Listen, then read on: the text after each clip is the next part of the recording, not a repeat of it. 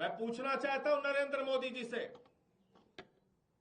आज जो राज्य बांग्लादेश की सीमा पर लगते हैं, सीमा की सुरक्षा की जिम्मेदारी किसकी है? अमित शाह जी की है।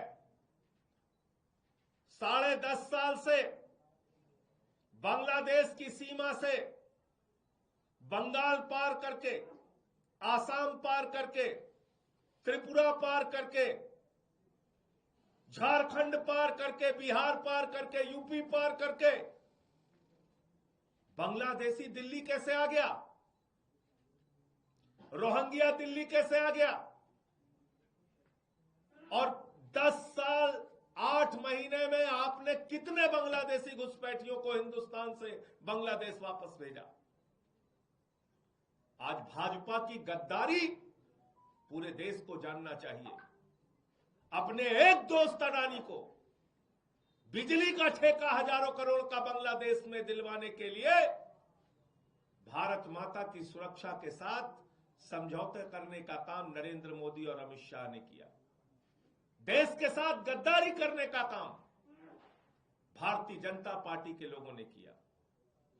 बांग्लादेशी घुसपैठियों के लिए सीमा खोलने का काम भारतीय जनता पार्टी के लोगों ने किया।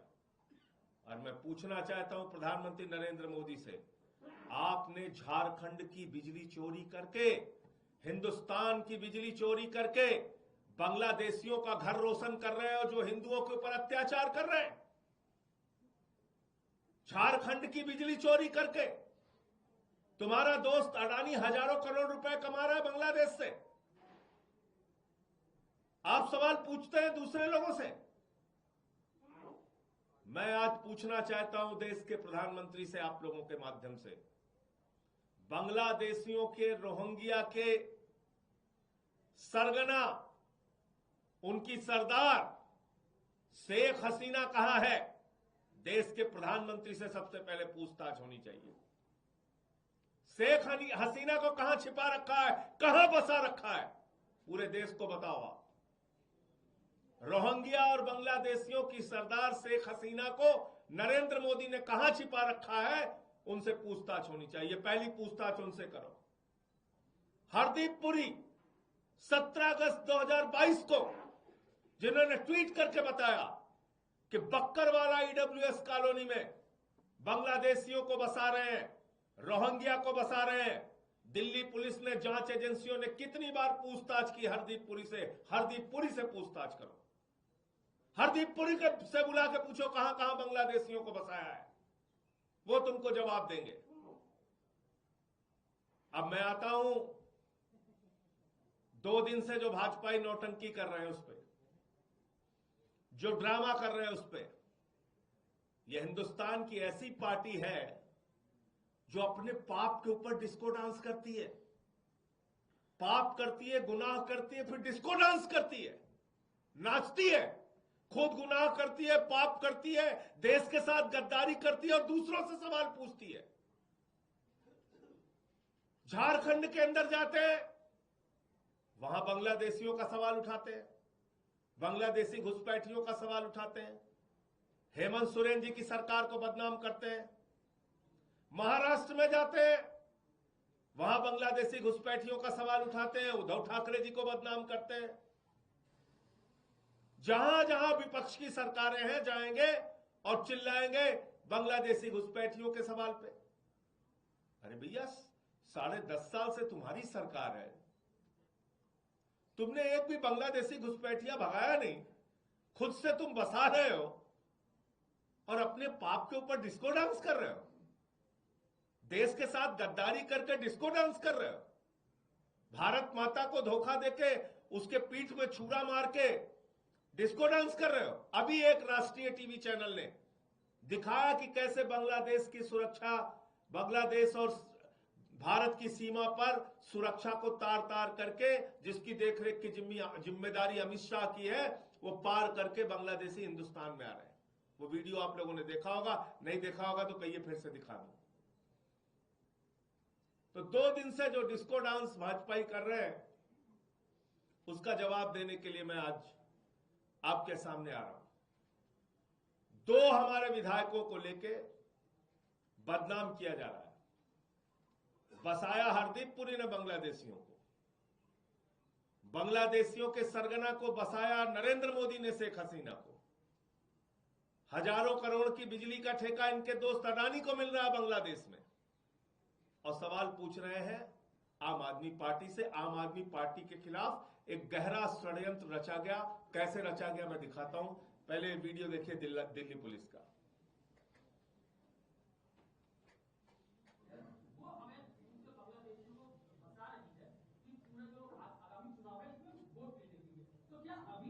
बांग्लादेशियों को या जो इनको फंसा रहे हैं उनका कोई लिंक आम आदमी पार्टी से मिला है, या आप मानते हैं कि जो बीजेपी आरोप लगा रही है वो पूरी तरीके से फर्जी है? इस बारे में अभी तक हमें कोई एंगल नहीं मिला है। ये टोटली एक सिंडिकेट है जो अपने फायदे के लिए काम कर रहा था। तो इस बारे में हमें अभी कोई वो हमें पूरा चलाओ। उनसे बांग्लादेशियों को फंसा रही है कि पूरा जो आगामी चुनाव है इसमें वोट लेने के लिए। तो क्या अभी तक इन बांग्लादेशियों को या जो इनको फंसा रहे हैं उनका कोई लिंक आम आदमी पार्टी से मिला है, या आप मानते हैं कि जो बीजेपी आरोप लगा रही है वो पूरी तरीके से फर्जी है? इस बारे में अभी तक हमें कोई एंगल नहीं मिला है। ये टोटली एक सिंडिकेट है जो अपने फायदे के लिए काम कर रहा था। तो इस बारे में हमें अभी कोई ये देखिए दिल्ली पुलिस का अधिकारी है। इससे पत्रकारों ने पूछा तो इसके मुंह से सहज रूप से सच्चाई निकल गई। अब सहज रूप से पहली बार तो आदमी सच्चाई बोल देता है। बोल दिया इस अधिकारी ने कि आम आदमी पार्टी का बांग्लादेशी जो मिले हैं उनसे कोई लेना देना नहीं है। ये इस पुलिस अधिकारी ने बोल दिया। उसके बाद भाजपाइयों को पेट में दर्द हुआ। उन्होंने कहा अरे हमारा तो षड्यंत्र फेल हो गया, हम तो कुछ कर ही नहीं पाए। ये कैसे हम ड्रामा कैसे करेंगे, नाचेंगे कैसे, उछलेंगे कैसे, कूदेंगे कैसे। तुम्हारे ड्रामे को दिल्ली में चलने नहीं देंगे भाजपाइयों, इसको ध्यान रखना। तो इनके दो बड़े नेताओं ने प्रेस कॉन्फ्रेंस किया और कहने लगे महेंद्र गोयल ने, जय भगवान ने, जय भगवान उपकार ने बांग्लादेशियों का आधार कार्ड बनाया। गंभीर आरोप है, गंभीर आरोप है। अब इनको जो नोटिस मिली है वो आरोपी के तौर पे नहीं, गवाह के तौर पे मिली है। और कब मिली पहली नोटिस? संगम विहार थाने का मामला है।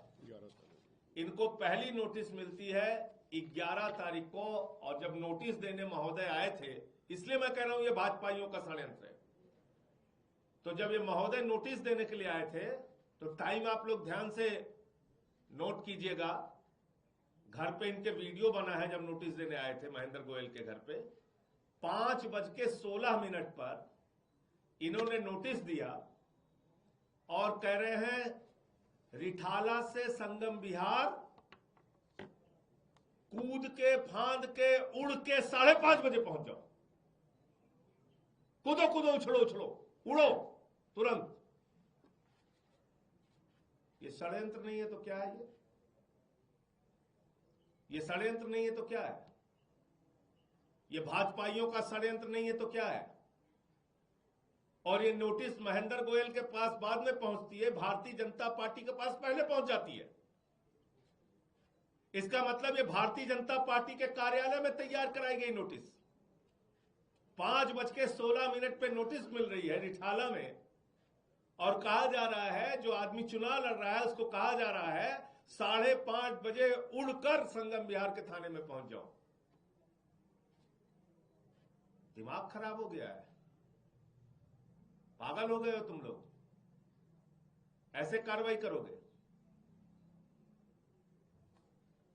दूसरा नोटिस, और ये चुनाव प्रचार में थे, ये घर पे मौजूद भी नहीं थे। और दूसरा नोटिस कल मिला, ये चुनाव प्रचार में है। लगभग 1 बजे नोटिस दिया गया, बोले 5:30 बजे आ जाओ। तो इन्होंने फोन किया तो आपको कितने बजे का टाइम दिया? आज पहले 2 बजे का टाइम दिया, फिर आज इन्होंने 2 बजे का टाइम दिया। तब उनको लगा है तो 2 बजे आ जाएंगे, तो बोले 2 घंटा और टाल दो, 4 बजे आ जाओ। जिस पुलिस को 5:16 का नोटिस देके 5:30 बजे बुलाने की जल्दी थी, उस पुलिस से जब कल इन्होंने बात कर लिया तो पहले 2 बजे का टाइम दिया, फिर बोले 2 घंटा बाद आराम से आना, 4 बजे आ जाना। दिल्ली पुलिस से मैं कहना चाहता हूं, भाजपाई तो ड्रामा और साजिश कर रहे हैं, इस षड्यंत्र में तुम लोग मत शामिल हो, क्योंकि अब ये कोर्ट कचहरी का मामला चालू होगा। महेंद्र गोयल जी उन दोनों नेताओं के खिलाफ जिन्होंने इनको गंभीर आरोपी कह के बदनाम करने की कोशिश की है, उन दोनों नेताओं के खिलाफ, भारतीय जनता पार्टी के उन दोनों वरिष्ठ नेताओं के खिलाफ डिफेमेशन का केस करने का काम करेंगे। और दूसरा, हमारे पार्टी के दलित वंचित समाज के जो लोग होते हैं, उनके पीछे तो भाजपाई पूर्वांचली के पीछे पड़ जाओ, दलित के पीछे पड़ जाओ, पिछड़े के पीछे पड़ जाओ, ये तो इनकी रग रग में, खून में बसा है भाजपाइयों के। तो जय भगवान उपकार का नाम लिया गया और जय भगवान उपकार को कोई नोटिस ही नहीं मिली है। या तो कोई नोटिस जारी किया तो अपने जेब में रख लिया है भाजपाइयों ने। जय भगवान उपकार को कोई नोटिस ही नहीं मिली है। सुबह से उससे बात हुई, तो ये क्या हो रहा है दिल्ली के अंदर? इसलिए मैं केंद्रीय चुनाव आयोग से कहूंगा कि दिल्ली का चुनाव भारतीय झगड़ा पार्टी नफरत की बुनियाद पे, अपने पापों पे डिस्को डांस करके, आम आदमी पार्टी को बदनाम करने की कोशिश करके लड़ना चाहती है। आपकी जिम्मेदारी है निष्पक्ष चुनाव कराने की। इन नेताओं के खिलाफ, जिन्होंने आम आदमी पार्टी के खिलाफ षड्यंत्र रचा, पुलिस पहले कहती है कोई आम आदमी पार्टी का लिंक नहीं है, उसके बाद ये फर्जी दस्तावेज भाजपाइयों ने तैयार किए हैं। ये मेरा गंभीर आरोप है और सीधा सीधा आरोप है। ये भाजपाई कर रहे हैं ड्रामा, जो देश के साथ गद्दारी करके पूरे देश में बांग्लादेशी घुसपैठियों को बसाते हैं। मुझे इतनी बात कहनी